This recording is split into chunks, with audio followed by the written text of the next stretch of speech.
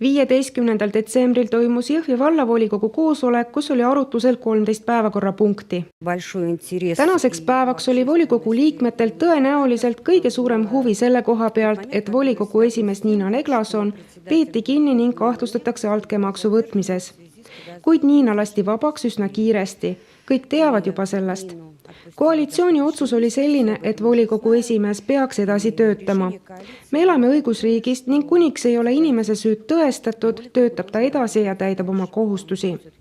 Meil ei ole alust mitte usaldada seda inimest. Koosoleku alguses olid kõik ootel, millise positsiooni võtab opositsioon, kuid kõigil oli võimalus öelda oma arvamus välja enne koosoleku algust ning seetõttu koosolek möödus tavapärases rütmis.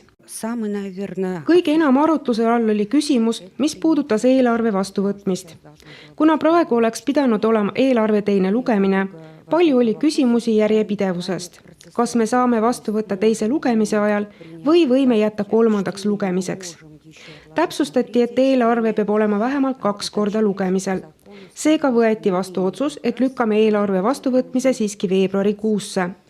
Kuna mitte kõik ei ole jõudnud veel seda korralikult üle vaadata ning paljud pole saanud veel oma korrektuure sisse viia. See oligi kõige teravam küsimus, mis oli arutlusel.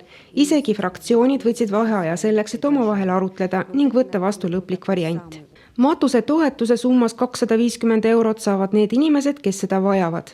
Tuli informatsioon selle kohta, et Jõhvi vallale ei eraldatud piisavalt rahalisi vahendeid selleks, et tasuda niinimetatud matuse toetus inimestele, kes seda vajavad summas 250 eurot. Ametnikud esitasid küsimuse Rahandusministeeriumile ning said ka vastuse.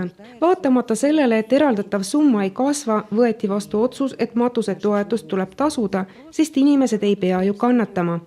Hea uudis on aga õpetajatele ja lasteaiakasvatajatele, nende töötasu tõuseb. Lasteaiakasvatajate töötasu tõuseb 978 euroni. See oli põhimõtteliselt juba ette planeeritud ning me kinnitasime, et tõesti, nende töö peab saama paremini tasustatud.